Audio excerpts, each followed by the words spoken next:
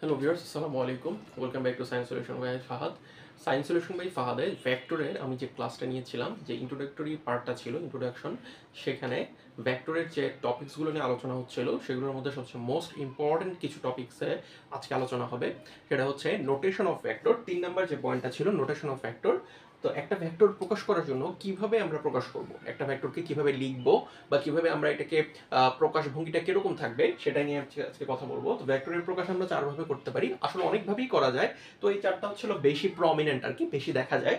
So আমরা একটু খেয়াল করি। ফার্স্টে হচ্ছে এ বি এর উপর আমরা একটা ভেক্টর চিহ্ন দিয়ে ভেক্টরটাকে প্রকাশ করতে পারি। মানে এ যদি একটা ভেক্টর হয়, এ থেকে বি পর্যন্ত একটা ভেক্টর হয়, তো এটার উপর একটা ভেক্টর চিহ্ন দিয়ে আমরা বুঝবো যে এটা একটা ভেক্টর। বা আরেকভাবে হতে পারে, যদি এ একটা ভেক্টর হয় সেটার উপর যদি একটা ভেক্টর চিহ্ন দিয়ে দিই ছোট হাতের এ, তাহলেও বুঝবো যে এটা একটা ভেক্টর। আবার ছোট হাতের এর নিচে যদি আমরা একটা ট্যাগ চিহ্ন দিয়ে দিই, একটা বার চিহ্ন দিয়ে দিই, তখনও আমরা বুঝবো যে সেটা একটা ভেক্টর। বা হচ্ছে হলো এ কে আমরা একটু বোল্ড করে লিখলে তখন সেটাকে বোঝা যাবে যে এটাও একটা ভেক্টর। মানে এটা একটা অবশ্যই এটা একটা ডিরেকশন আছে এবং অবশ্যই এটা একটা মেজারমেন্ট বা মান আছে। সো ভিউয়ার্স, সেকেন্ড আমরা খেয়াল করি যে equality of two vectors. 4 number যে পয়েন্টটা ছিল আমাদের, ইকুয়ালিটি অফ টু ভেক্টরস, মানে দুটি ভেক্টরের সমতা। দুটি ভেক্টরের সমতা বলতে অ্যাকচুয়ালি আমরা কি বুঝি? দুটি ভেক্টরের সমতা হচ্ছে এ ও বি যদি দুইটা ভেক্টর হয়, তো দুইটা ভেক্টর সমান হবে যদি যদি তাদের মান সমান হয়, মানে দুটা ভেক্টরের যদি মান একই হয়, তখন হচ্ছিল দুটা ভেক্টরকে আমরা বলতে পারবো সমান ভেক্টর। এ ও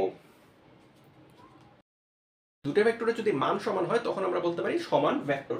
তো যদি তাদের মান সমান হয় বলতে কি বোঝায়, মানে যদি এটাও 10 মিটার যায়, এটাও যদি 10 মিটার যায়, তখন আমরা বলতে পারবো যে মানটা একই। প্রতি সেকেন্ডে যদি 10 মিটার যায় কোনো একটা ডিরেকশনে, তখন আমরা বলতে পারবো যে মানটা একই।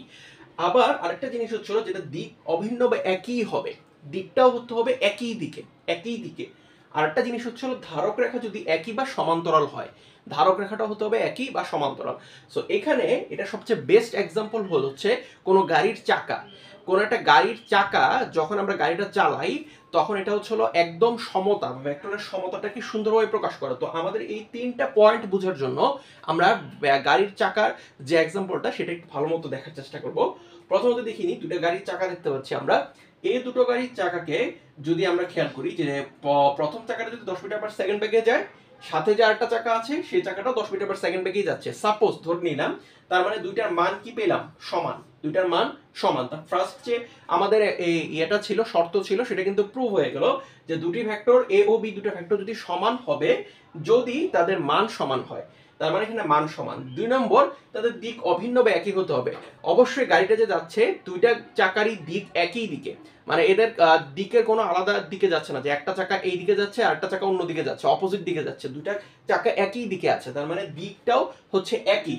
আর ধারক রেখা যদি একই বা সমান্তরাল হয়, দুইটা চাকারই ধারক রেখা বা যে রেখাটার উপর দুইটা চাকা যাচ্ছে, গাড়িটা যাচ্ছে, ধারক রেখা বা ধারক রেখা নিয়ে আমি লাস্ট ক্লাসে বলেছিলাম যে একটা রেখাংশ, রেখার একটা পার্ট, একটা রেখা, সেটাকে আমরা বলতেছি ধারক রেখা। এই প্রত্যেকটা বিন্দুকে যদি আমরা ক্যালকুলেট করি তখন দেখবো যে ধারক রেখাটাও একই দিকে।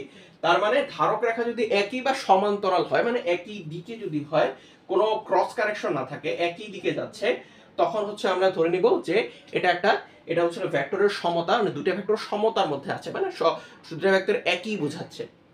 তার মানে আবার যদি একটু খেয়াল করি আমরা, এ ও বি দুটো ভেক্টর সমান হবে যদি, এক নাম্বার, যদি তাদের মান সমান হয়, অবশ্যই তাদের মানটা সমান হতে হবে এবং দিক অভিন্ন বা একই হয়, একই দিকে কোনো কিছু যেতে থাকে, এবং হচ্ছে হলো ধারক রেখা যদি একই বা সমান্তরাল হয়। এখানে হচ্ছে সবচেয়ে বেস্ট এক্সাম্পল আমি যেটা দিয়েছি সেটা হচ্ছে গাড়ির চাকার এক্সাম্পলটা। কোনো গাড়ির চাকা গাড়ি যখন চলতে থাকে, তখন সবগুলো চাকাই একই মানে থাকে, একই দিকে থাকে, এবং তাদের ধারক রেখাটাও একই সমান্তরাল হয় বা একই দিকে হয়, একই হয়।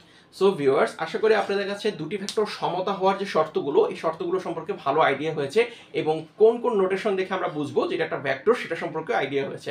Thanks for watching my video.